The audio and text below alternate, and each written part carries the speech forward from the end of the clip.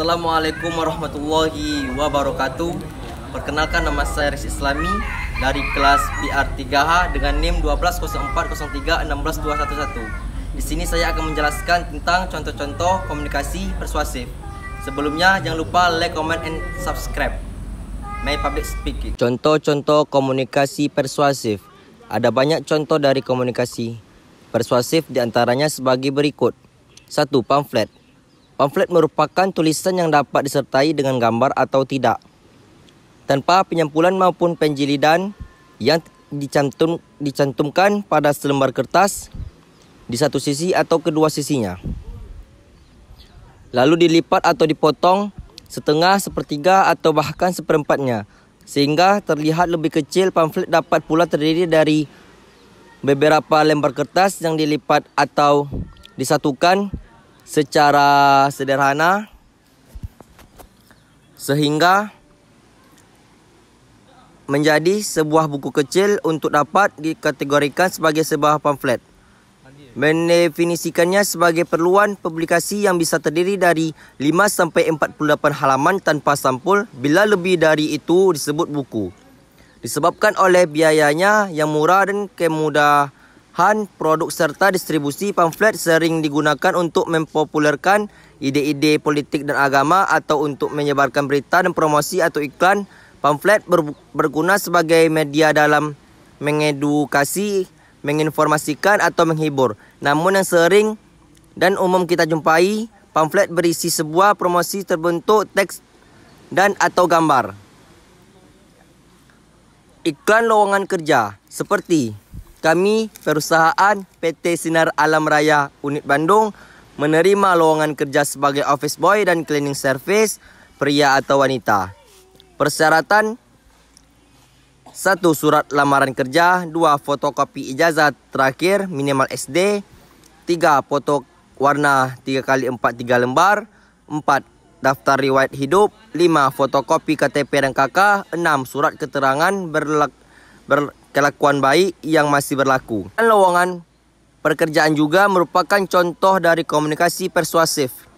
Iklan produk, iklan sebuah juga merupakan contoh dari komunikasi persuasif, seperti kami PT Telekom Indonesia Teknologi memberikan penawaran menarik untuk produk seperti televisi, handphone, AC, mesin cuci yang bermerek-merek Merona, diskon 45% dengan garansi 2 tahun. Penawaran ini berlaku sampai 31 Januari 2018. Iklan layanan masyarakat. Iklan layanan masyarakat juga termasuk dari komunikasi persuasif ketika tekanan kerja mendera dan hidup terasa membebani jiwa dan langkah kehilangan arah. Saat itulah narkoba mengulurkan tangan-tangan kejinya, merenggut karir, merampas pekerjaan, menghancurkan orang-orang tercinta. Tak ada tempat untuk lari kecuali memperteguh diri dan kembali ke pelukan keluarga. Sayangi keluargamu, jauhi narkoba. Dan juga mungkin menurut remaja, merokok itu terlihat gaul bagi sebagian wanita. Merokok adalah gaya hidup, tapi apakah anda tahu apa yang terkandung dalam rokok? Terdapat lebih dari 4.000 zat kimia yang berbeda. 43 di antaranya diketahui sebagai penyebab kanker. Apakah anda akan tetap merokok atau berhenti? Iklan layanan gas Depkominfo. Dakwah atau dengan nama lain ceramah merupakan kegiatan yang sifatnya mengajak seseorang untuk mengikuti taat kepada Sang Pencipta sesuai dengan kepercayaannya masing-masing. Dakwah merupakan salah satu aktivitas yang pelaksanaannya hampir sama seperti orasi dengan tujuan menyerukan dan mengajak kepada orang-orang. Ini juga termasuk dalam komunikasi persuasif. Contoh komunikasi persuasif dalam organisasi. 1. Perintah.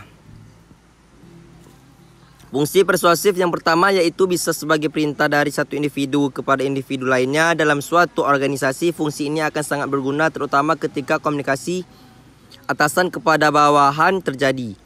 Strategi yang menggunakan komunikasi persuasif bisa dilakukan untuk membuat suatu perintah menjadi ajakan. 2. Instruksi. Pemberian instruksi juga bisa berupa ajakan tertentu, seperti misalnya ketika dalam organisasi akan melakukan suatu kegiatan tertentu, maka kalimat-kalimat ajakan bisa disisipkan dalam kalimat instruksi yang ada. Cara ini juga akan memperhalus kalimat petunjuk menjadi kalimat yang melibatkan pihak yang diajak komunikasi. Teknik komunikasi persuasif yang dapat bisa memberikan instruksi yang lebih mudah untuk dipahami. 3. Sosialisasi kebijakan. Di dalam organisasi, kegiatan sosialisasi tentang kebijakan baru yang akan diterapkan juga akan menjadi sebagian dari fungsi persuasif. Sebuah ajakan untuk menerima kebijakan baru tidak bisa dipaksakan begitu saja. Oleh karenanya, dengan menggunakan komunikasi persuasif ini bisa menjadi lebih mudah. 4. Himbauan. Sama halnya seperti sosialisasi, himbauan-himbauan tertentu untuk melaksanakan perintah atau aturan tertentu juga bisa dilaksanakan dengan menggunakan bentuk komunikasi persuasif dalam suatu organisasi. Ini merupakan contoh yang bisa kita temukan pada saat adanya rapat untuk mengevaluasi kinerja dan lain sebagainya.